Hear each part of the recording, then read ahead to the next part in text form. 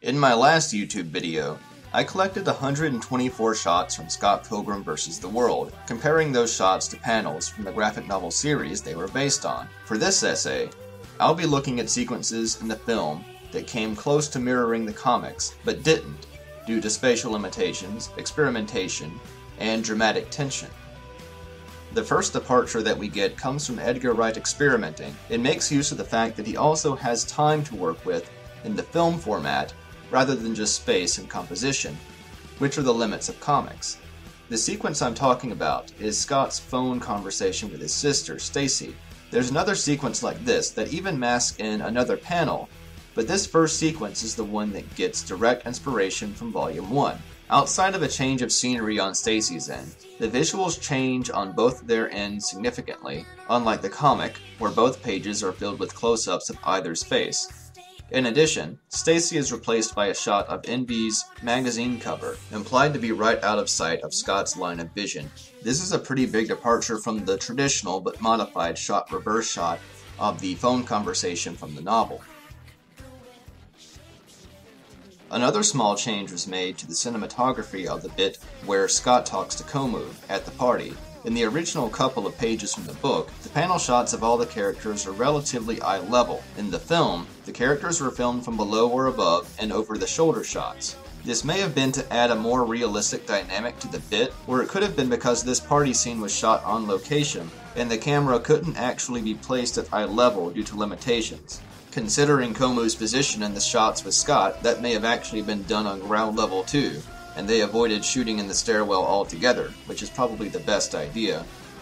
Another bit that was changed at the party was the scene where Scott first tries to speak to Ramona. I'd wager that this is the only shot in the film that goes without a cut or a pan for more than 5 seconds. The dialogue was changed to Scott's Pac-Man spiel from earlier in the film, something added along with the ninja game to add some connection to the video game theme of the film, perhaps for people who hadn't picked up on the premise of the film before viewing it. Anyway, since the focus is on how forced and uncomfortable the approach here is, the director decided to draw out a shot for the first time in the film. In the comics, this approach goes a bit more smoothly, with Ramona responding more positively to a compliment about her shoes before Scott screws the pooch, before mentioning the dream. Since it goes a bit better, the panel flow is also more natural. I've talked about this next one before in my essay about panel composition. I'll just plug in that audio here.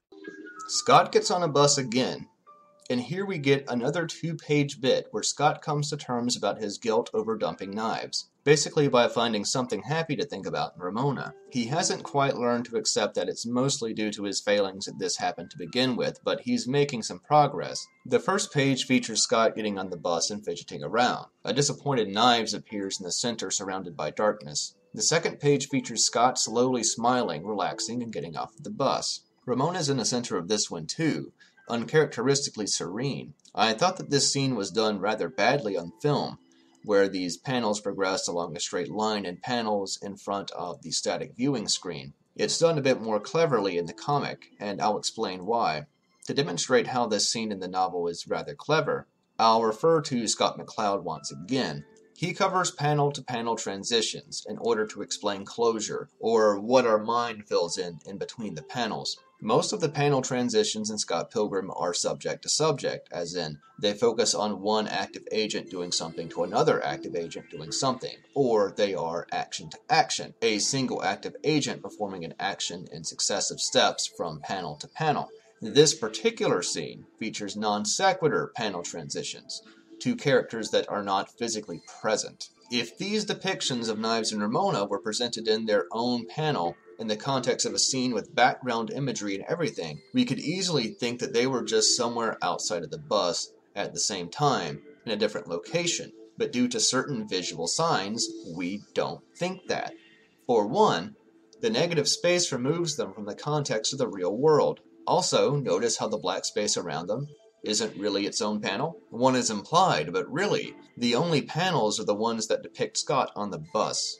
The images of Knives and Ramona exist outside of these demarcations for space and time, and thus they can easily appear as abstract concepts. In the film, the directors didn't have all the vertical space to work with, so they had to spread the space out horizontally, and tween the separate shots in. This isn't as clever as the composition from the novel because, well, you don't get this implied panel around Knives and Ramona, just a black space and metal bus poles to separate them from the chronological shots of Scott. It's also weird to see film Ramona smile so genuinely. I guess that's why it takes place in Scott's head. The last departure from the comics that I'll focus on is an interesting one. The second volume of the series concludes with a multiple-page, frenetic, 9-panel each, tightly packed sequence. In the film, this is instead another one of the rare long shots.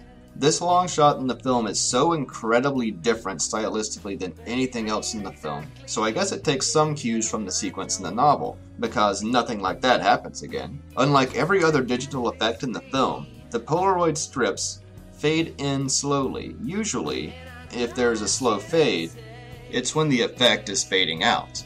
There's also a pan in the shot, moving around Scott and revealing all of those slow fade-in Polaroids. To make things even stranger, eventually, NB appears to the left to show that she's on the phone too. Unlike when Stacy was on the phone, or any other scene where a character appears on screen but is clearly in a different location simultaneously, she's masked in with an opacity gradient. A pretty big departure from the big, thick, black gutter space that usually divides characters. I can't for the life of me explain why the editing style is so different in this one tiny scene. It's an anomaly in one of the most tightly edited and consistently stylized films made in recent memory. Maybe The Intern did this one, I don't know. But anyway, I'm done talking about Scott Pilgrim stuff now, and we'll be moving on to essay topics on other novels. My first target is David Mazzucchelli's Asterius Polyp. By the way, there's a fucking great thesis on this novel by Christopher McCarthy, and if I could get in touch with him, I would totally do an audio recording of it. So here's all my self-promotion stuff coming up. Bye-bye.